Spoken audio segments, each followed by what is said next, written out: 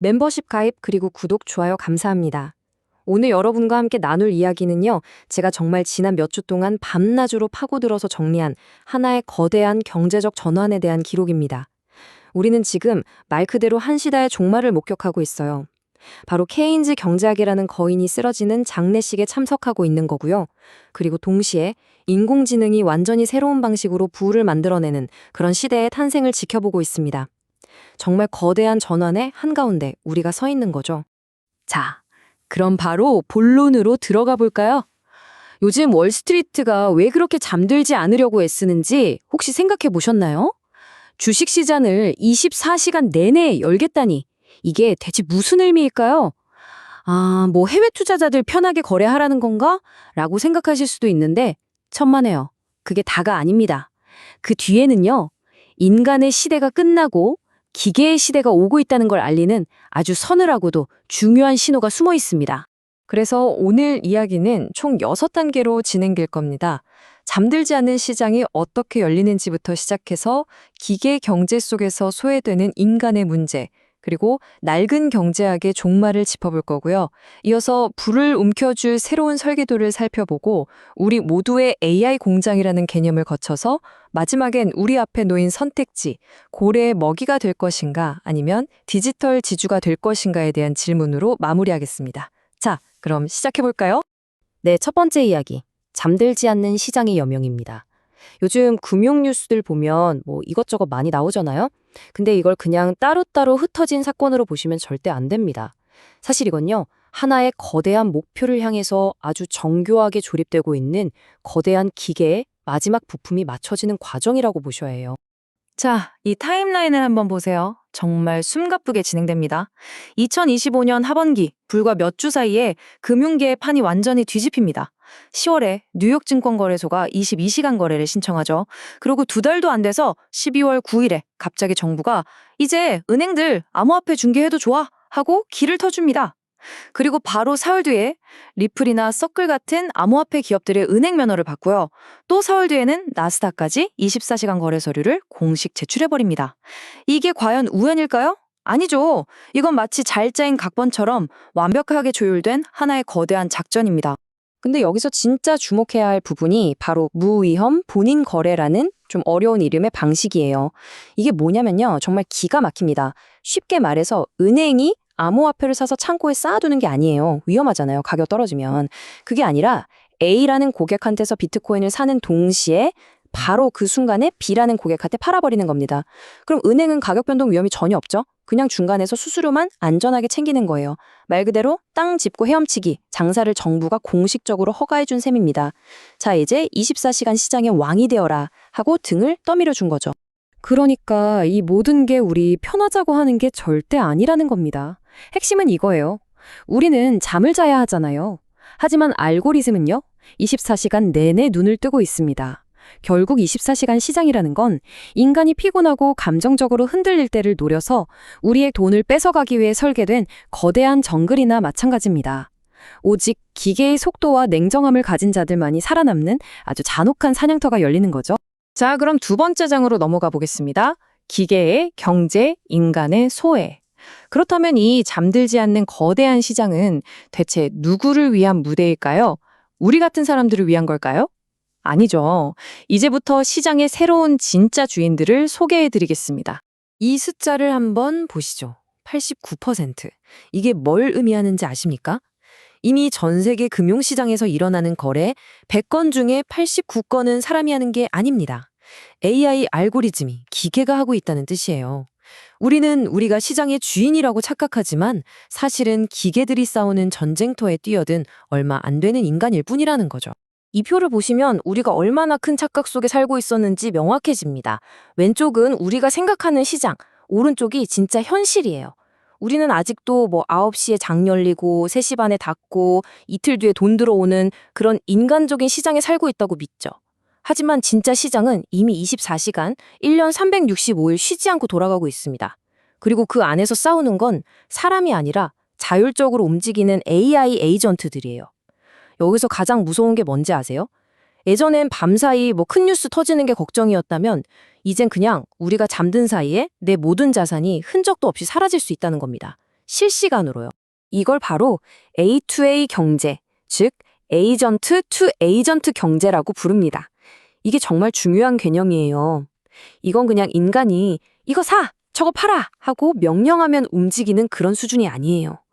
AI가 스스로 시장을 분석하고 판단하고 다른 AI랑 협상해서 거래까지 끝내버리는 인간의 개입이 전혀 없는 완전히 새로운 자율경제 시스템이 탄생하고 있는 겁니다. 자, 그럼 이 거대한 기계경제가 완벽하게 돌아가려면 마지막으로 딱 하나가 필요합니다. 그 마지막 퍼즐 조각이 바로 RWA, 실물 자산의 토큰화입니다. 생각해보세요. AI가 아파트를 거래하고 싶은데 등기소 가서 서류 떼고 할 순 없잖아요? 그러니까 이 세상의 모든 가치 있는 것들, 주식, 채권, 부동산, 미술품까지 전부 다 블록체인 위에 디지털 토큰으로 바꾸는 겁니다. 그래야만 AI들이 1초에도 수천 번씩 24시간 내내 이걸 사고 팔면서 자기들만의 경제를 굴릴 수 있으니까요. 이제 세 번째 장입니다. 케인즈 경제학의 사망 선고. 여기까지 들어보면 이 기계 경제가 정말 완벽하고 효율적으로 보이잖아요? 하지만 여기에는 스스로를 갉아먹는 치명적인 결함이 있습니다. 시스템이 자기 자신을 파괴하는 모순이죠. 지금부터가 오늘 이야기에서 가장 어둡고 또 가장 중요한 부분일 겁니다. 이 말을 한 사람이 누군지 보세요. 그냥 경제학자 한 명이 아니에요. 세계 경제 대통령이라고 불리는 미국 연방준비제도 의장 제롬 파월입니다. 파월 입에서 직접 통계적 잡음을 빼고 나면 일자리 성장은 거의 제로다라는 말이 나온 거예요.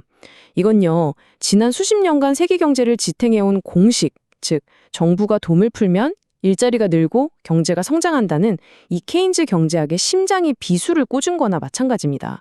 공식적인 사망 선고죠. 왜 그렇게 됐을까요? 이 그래프를 보면 정말 기가 막힙니다. 지금 미국 정부가 1년 동안 쓰는 돈을 보면요. 나라 지키는 데 쓰는 국방비보다 그동안 졌던 빚에 대한 이자를 내는데 돈을 더 많이 쓰고 있어요. 이게 무슨 뜻이겠어요? 돈을 더 찍어서 경기를 살리고 싶어도 그럴 돈이 없는 겁니다. 찍어내는 족족 이자 갚는 데 다 들어가니까요. 이건 뭐 이념의 문제가 아니라 그냥 벗어날 수 없는 수학적인 함정에 빠져버린 거예요. 예전에 쓰던 방법들은 이제 더 이상 먹히지 않는다는 거죠. 그런데 진짜 무서운 건 이겁니다. 92%. 2025년 상반기에 미국 경제가 성장했거든요. 근데 그 성장의 92%가 우리 같은 사람들이 열심히 일해서 만든 게 아니라는 거예요. 그냥 기술 투자, 즉 기계와 AI가 만들어낸 성장이라는 겁니다. 이게 바로 성장 없는 고용이 아니라 고용 없는 성장의 시대가 열렸다는 신호입니다. 회사는 돈을 엄청 버는데 내 월급은 오르지 않고 내 자리는 위태로워지는 시대. 바로 그게 현실이 된 거죠. 바로 여기가 이 완벽해 보이는 시스템의 아킬레스건입니다. 자기 파괴의 시작이죠. 생각해보세요. AI랑 로봇은 정말 기가 막히게 물건을 만들어내고 돈을 법니다. 인간보다 훨씬 더요. 근데 문제가 뭐냐, 걔네들은 아이폰을 안 사요. 주말에 데이트한다고 레스토랑 가서 밥을 먹지도 않고 휴가철에 비행기 타고 여행을 가지도 않죠. 결국 어떻게 될까요? 물건은 산더미처럼 쌓이는데 그걸 사줄 사람이 없는 겁니다. 생산은 끝없이 늘어나는데 그 생산품을 소비해줄 인간 소비자들이 시스템적으로 사라지고 있는 거예요. 스스로 자기 목을 조르고 있는 거죠. 자, 네 번째 장입니다. 부를 포착하는 새로운 설계. 여기까지 들으면 정말 암울하죠. 그럼 우린 이제 끝난 건가? 그냥 절망만 해야 하나? 싶으실 겁니다. 아닙니다. 바로 이 지점에서 이 모든 문제의 핵심을 정확히 꿰뚫어 보고 부가 만들어지고 분배되는 방식을 완전히 뒤집어 엎는 아주 혁신적인 설계도가 등장합니다. 착취당하는 입장에서 부를 만들어내는 주인이 되는 방법이죠. 지금까지의 세상은 가치 추출 모델이었어요. 이걸 빨대 경제라고 생각하시면 쉽습니다. 유튜브, 페이스북, 은행 같은 거대 플랫폼들이 우리한테 빨대를 꼽고 우리의 시간, 데이터, 돈을 쭉쭉 빨아들여서 자기들 배만 불리는 거죠. 우리는 그냥 그들의 상품일 뿐이었어요. 그런데 니콜라스가 설계한 새로운 모델은 가치 포착 모델입니다. 이건 우물 경제에 가까워요. 네트워크라는 우물 안에서 부라는 물이 생겨나면 그 물이 밖으로 새어나가는 게 아니라 우물을 파는 데 기여한 모든 사람들에게 골고루 그리고 자동으로 나눠지는 겁니다. 사용자가 곧 주인이 되는 거죠. 그래서 등장하는 개념이 바로 보편적 고소득, UHI입니다. 이거 그냥 보편적 기본소득? UBI랑 비슷한 거 아냐?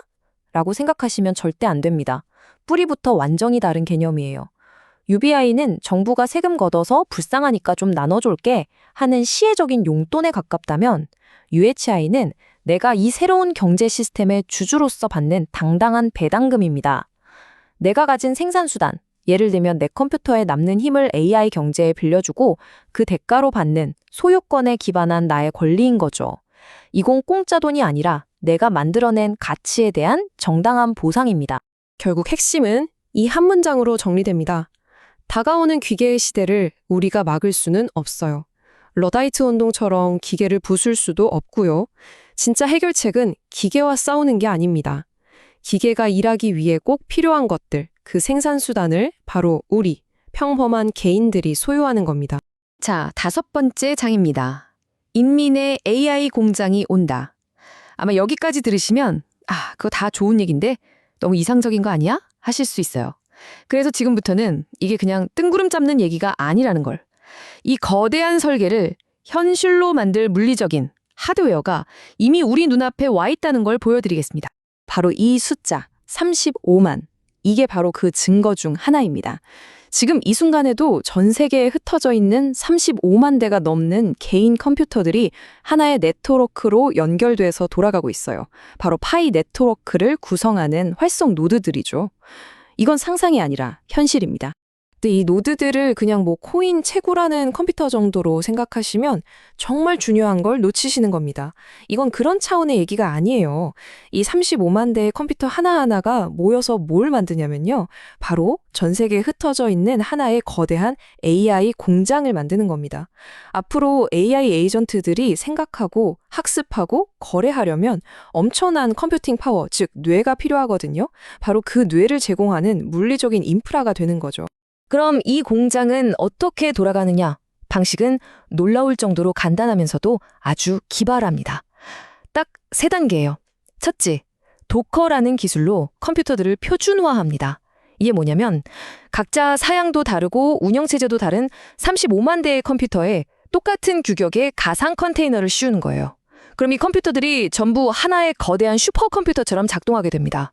둘째, AI를 개발하는 회사가 엄청나게 복잡한 계산 작업을 이 슈퍼컴퓨터에 맡기는 거죠. 이 이미지들 분석 좀 해줘 하고요. 그럼 셋째, 이 작업을 나눠서 처리해준 컴퓨터 주인들, 즉 노드 운영자들에게 그 대가가 자동으로 즉시 지급됩니다. 결국 내 컴퓨터가 내가 자는 동안에도 돈을 벌어다주는 작은 공장이 되는 셈이죠. 그리고 제가 정말 강조하고 싶은 부분은 이겁니다. 이게 앞으로 이렇게 될 겁니다 하는 미래 계획이 아니라는 거예요. 이미 2025년 말에 이 35만 대의 컴퓨터 네트워크 위에서 실제 AI 모델을 돌려보는 테스트, 즉 개념 증명이 성공적으로 끝났습니다. 다시 말해 이 공장은 이미 가동될 준비를 마쳤다는 겁니다. 자, 이제 마지막 장입니다. 2026년 고래의 먹이인가? 디지털 지주인가? 이 거대한 전환이 본격적으로 시작될 2026년. 이제 우리 모두의 앞에는 아주 선명한 2갈래의 길이 놓이게 될 겁니다. 그리고 우리는 선택해야만 합니다. 우리가 선택할 수 있는 역할은 딱 2가지입니다. 첫 번째는 데이터 사료가 되는 길입니다. 지금까지처럼 그냥 거대 기업들이 만든 플랫폼 안에서 살면서 나의 시간, 나의 관심, 나의 모든 데이터를 그들의 AI를 살찌우는 사료로 바치는 거죠. 나는 그저 시스템을 돌아가게 하는 연료일 뿐입니다. 2번째는 디지털 쥐주가 되는 길입니다. 내 컴퓨터, 내 스마트폰 같은 하드웨어를 더 이상 소비재가 아니라 생산 자산으로 보는 겁니다. 그리고 AI 에이전트들에게 내 땅 좀 빌려줄 테니 임대료 내놔 하고 요구하는 거죠. 시스템의 부품이 아니라 시스템의 주인이 되는 길입니다. 오늘 이 긴 이야기의 결론은 결국 이겁니다. 꼭 기억하셔야 해요. 다가오는 새로운 경제 시스템에서 여러분의 가치는 더 이상 여러분이 얼마나 열심히 일하는지, 즉 노동으로 결정되지 않을 겁니다. 대신 여러분이 이 새로운 AI 경제라는 네트워크에 소유권을 얼마나 가지고 있는지에 따라 결정될 겁니다. 노동자가 아니라 주주가 되어야 하는 시대가 오는 거죠. 자, 이제 마지막 질문을 여러분 각자에게 던지면서 오늘 이야기를 마무리할까 합니다. 다가오는 2026년, 당신은 거대한 고래, 즉 소수의 플랫폼 기업들의 배를 채워주는 수많은 먹이 중 하나로 남으시겠습니까? 아니면 자신의 작은 노드 위에서 AI 에이전트들을 부리며 임대료를 받는 당당한 디지털 지주가 되시겠습니까? 그 선택은 다른 누구도 아닌 바로 우리 각자의 손에 달려 있습니다.